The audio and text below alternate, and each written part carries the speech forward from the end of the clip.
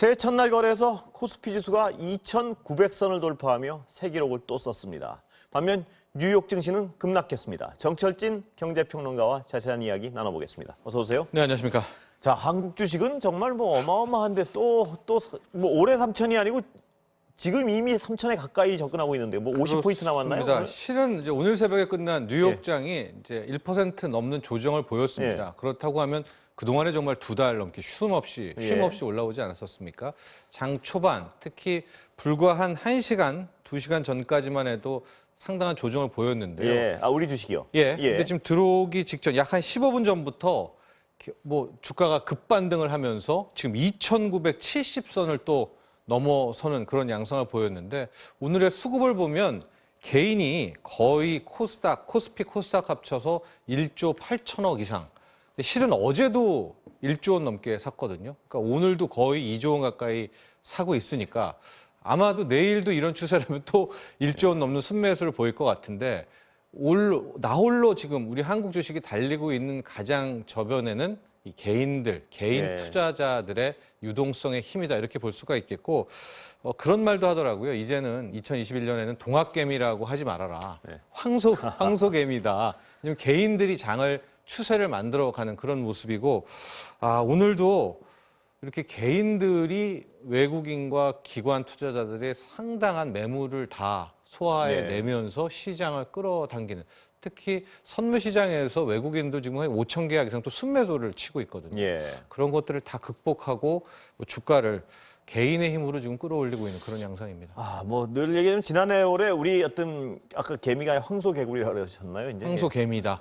황소개미. 동학개미가 아니라. 황소개미들이 승리의 기억에 너무 사로잡혀 있는 거 아닌지 모르겠는데 어떻습니까? 네, 근데 현재까지는 결과가 좋습니다. 작년 한 해 동안 이 개인 투자자들의 순매수 규모를 봤더니 40조가 넘는 어마어마하네요. 연초 대비로요. 이렇게 해서 보니까 어마어마한 액수였었죠. 그런데 이걸 저점 대비로 보면 훨씬 더 많습니다. 60조도 가까이 좀 순매수를 하고 있는 모습이고 지금 이틀밖에 안 지났는데 거의 또 지금 3조 원을 사들이고 있어서 이제 상당한 유동성이고 정말 다행인 것은 보통 개인 투자자들은 주가가 막 떨어질 때 그거를 물타면서 받고 나중에 패배하고 막 괴로워하다가 외국인들이 추세를 만지고 주가를 막 올릴 때 따라가지고. 미리 막 그냥 팔고 막 슬퍼했던 게 그동안의 행태였었는데 지금은 수급과 시장 추세를 보면 개인들이 사면서 주가도 같이 계속 올라가고 있거든요. 그러니까 현재까지는 아직은 개인들의 승리다라고 볼 수는 있는데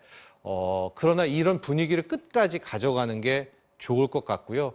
지금 상황은 실은 누가 뭐래도 지금 과매수권, 이 과열권에 왔습니다. 다양한 지표로 봐도요. 그리고 미국 대통령 선거였죠. 11월 3일 이후에 거의 지금 2달 가까이가 매일 조정 없이 지금 쉼 없이 올라왔거든요. 2달 동안 지금 25% 거의 코스피만 27% 가까이 올라왔기 때문에 실은 가장 큰 조정 재료 악재는 단기간 너무 올랐다라는 것도 분명히 사실입니다. 따라서 어떤 이런 승리의 기쁨도 누리고 또 이런 장도 막 개인의 힘으로 바꿀 수 있는 이제 이런 것도 좋지만 리스크 관리, 위험 관리도 꼭 해야 된다는 것도 반드시 하셔야 될 것 같습니다. 모두가 리스크 관리 하셔가지고 이 승리의 기쁨을 정말 오랫동안 누리실 수 있도록 반드시 리스크 관리 하셔야 될 것 같습니다. 그런데 우리 증시는 그렇게 그 황소개미들이 정말 단단히 받치고 있는데요.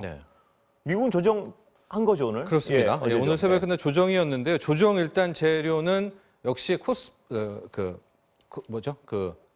팬데믹 관련해 가지고 할 수가 있거든요. 코비드-19 코로나19의 변종 바이러스에 대한 재료 때문에 빠졌다 이런 분석이 있는데 실은 더 적확하게 보면 지금 정치적인 불확실성이 주식 시장에 조금 이제 엄습하고 있는 이제 그런 상황입니다.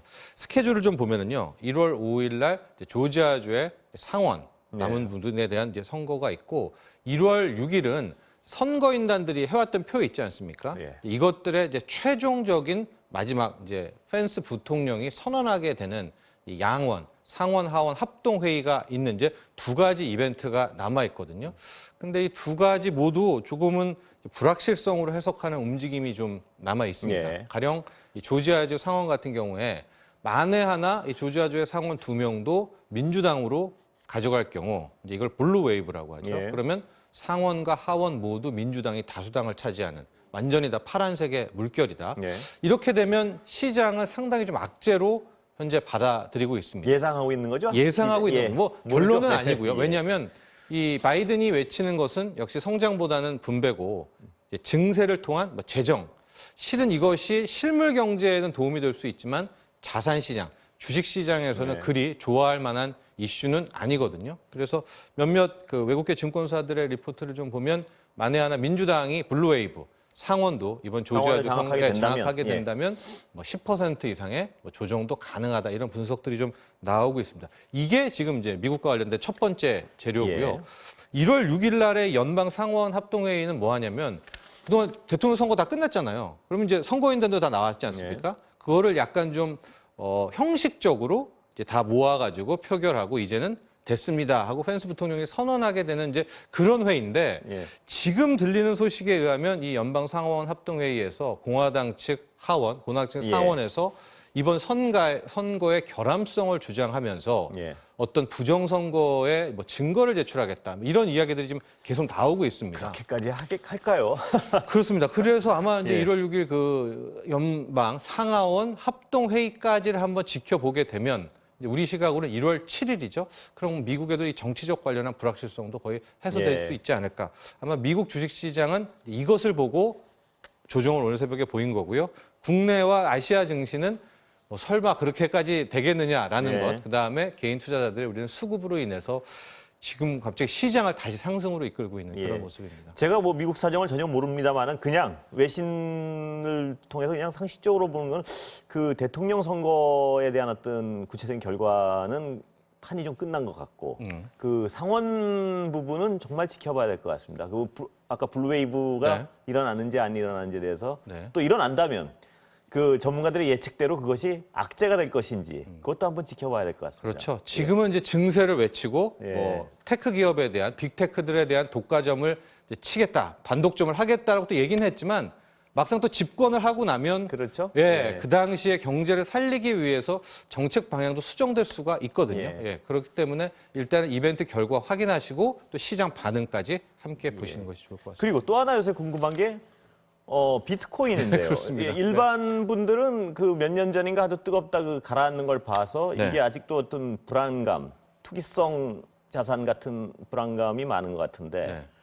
지금 뭐 지수는 뭐 무지막지하게 오르고 있습니다. 그렇습니다. 정확한 지적이신데요. 지금 비트코인 나오는 이 상승장은 개인들이 이끄는 것이 아니고요. 우리 기관 투자자들, 예. 큰 손들이라고 하죠. 기관 투자자도 우리가 이름만 들면 알 곳들, 예. 뭐 블랙락이라든가 JP 모건이라든가 이런 곳들이 갑자기 비트코인을 막 칭찬하면서 예. 자신들이 많이 포지션도 잡고 있고요. 뭐 연금 펀드 같은 경우에서도 일부 지금 편입하고 있는 이제 그런 모습을 보이고는 있는데 실은 비트코인 역시도 가격으로만 보면 과열권에 왔죠. 예. 뭐 3만 달러도 넘어섰고 원화로도 거의 이제 4천만 원에 일 비트코인이 어마어마하군요. 육박하고 있거든요. 예. 근데 이런 와중에서 지금 좀 나오는 어제 오늘의 이야기들은 역시 세금 이슈인 것 같아요. 네. 예, 우리도 세금이 있지만 미국도 IRS에서 너무나 이게 이제 급등을 하고 이것이 단지 과거에는 개인들 간의 어떤 거래인 줄 알았는데 기관 투자자들도 막 편입하고 이러면서 이 과세에 대한 문제를 좀 더 본격적으로 제기하겠다. 이런 것들이 아마 실은 어제 오늘 비트코인도 좀 조정을 예. 받고 있거든요. 예. 그런 세금 문제에 인한 이제 또 하나의 뭐 재료를 좀 의식하는 것이 아닌가 보고 있습니다. 우리도 과세 계획이 네, 나와 있죠? 예, 결정하기로 되어 있습니다. 예. 1년간 250만 원 넘는 차액을 올렸을 경우에는 2022년부터 1월부터 20%의 이제 세금을 물린다. 예. 그래서 일종의 양도세가 되는 겁니다. 그래서 예. 20% 세율인데 지금 우리뿐만 아니라 전 세계적으로 과세에 대해서 이제 또 하나 고민을 하는 건 그건 양도세잖아요. 예. 근데 이제 비트코인을 상속도 할 수 있고 증여도 할 수 있는 것 아니겠습니까? 예. 그럼 이제 이 비트코인에 대해서도 증여세와 상속세를 매겨야 되나? 이제 이런 아직 그런 세제 아직은 구체적인 양도세밖에 게- 없죠. 예. 예. 그러니까 이런 세제에 대한 구축 이야기들이 좀 나오고 있습니다. 근데 이것은 비트코인에게는 결코 반길 만한 호재는 아니죠. 예. 그동안은 뭐 세금이라든가 익명성이라든가 이런 것들이 상당히 매력적이었었거든요. 근데 그 부분을 거꾸로 그렇게 해석하는 분들도 있는 거 아닌가요? 이 세금을 매기게 되고 제도권 안에 편입되면 분명하게 어떤 그 불확실성이 좀 사라지는 거 아니냐 이렇게 평가하는 분들도 있는 거 아닌가요? 그렇습니다. 중장기적으로는 오히려 그러면 인정을 받는 예. 것이고 본격적으로 공식 자산으로 되기 때문에 호재인 건 맞지만 예. 근데 단기적으로는 이제 단기적으로는요. 끌어올린 세력들은 예. 세금 이슈 때문에 이탈할 수가 있죠. 그런 이제 수급 공백 같은 것들이 있어서 이제 단기적으로는 예. 조금 이렇게 빠지게 되는. 그러나 중장기적으로는 정말 상속세, 증여세, 양도세까지 매겨지는 그런 투자 자산이 되고 지금 미국에서는 ETF라고 하죠. 상장기수 펀드도 뭐 만들겠다 이런 움직임 나오고 있지 않습니까? 예. 그러면 뭐 상당히 좀 안정적인 자산으로 편입되게 되는 그런 변곡점이 됩니다. 기관 투자자, 그다음에 여러 가지 제도권에 편입되는 여러 가지 움직임이 있는데 그럼에도 불구하고 뭐 어떤 외신들 보면 아직도 네.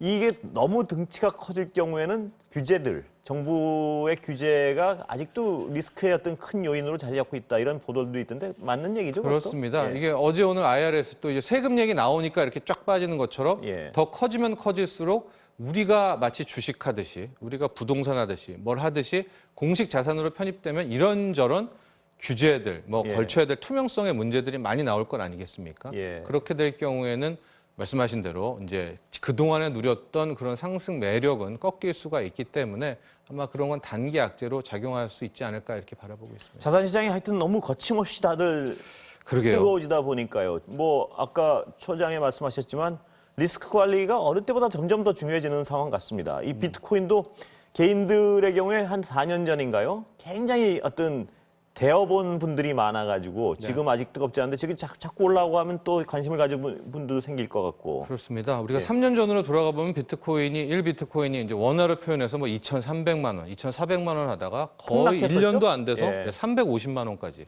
400만 원까지 대폭락이죠. 예. 그게 다시 이렇게 기다가 지금 이제 3,500만 원 뭐 이렇게까지 올라왔거든요. 그러니까 그걸 바라보면 아, 내가 들고 있었으면 됐을 거라고 하겠지만 막상 그런 대폭락을 경험해 보면 못 버팁니다. 그렇겠죠. 그래서 예. 우리가 계속 처음부터 리스크 관리, 위험 관리를 이야기하고 있는 것이요. 비트코인을 뭐 전 재산을 올인한다기보다는 뭐 몇 프로 비중을 넣고 또 하락이 어느 정도 되면은 뭐 손절도 한다든가 혹은 뭐 벌었으면 차익 실현도 한다든가 좀 이런 좀 단기적으로는 지금 과열권이기 때문에 좀 방망이를 짧게 잡고 하나의 시장을 좀 대응하는 것이 맞지 않나 보고 과열권인 것도 분명하고 비트코인이나 가상화폐라 그러죠. 가상화폐가 굉장히 아직도 불안한 자산인 것도 분명한 사실인 것 같습니다. 네, 아직까지는. 그렇습니다. 예, 네. 예. 그 시간은 다 됐는데 하나 짧게 좀 네. 여쭤보고 끝내겠습니다.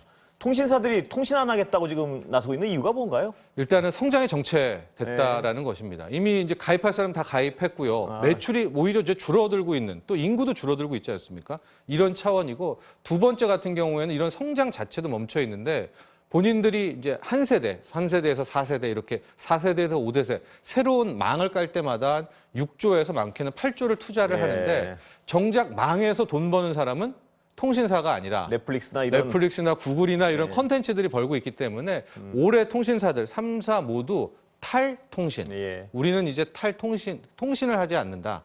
새롭게 자신들이 깐 망에서 새로운 먹거리를 찾겠다 이거는? 컨텐츠라든가 뭐 AI라든가 새로운 먹거리를 찾겠다라는 것이고요. 이것은 지금 자동차 회사가 탈오토잖아요. 예. 모빌리티로 가는 것과 똑같다. 이렇게 보시면 되겠습니다. 예, 오늘 말씀 여기까지 듣겠습니다. 감사합니다.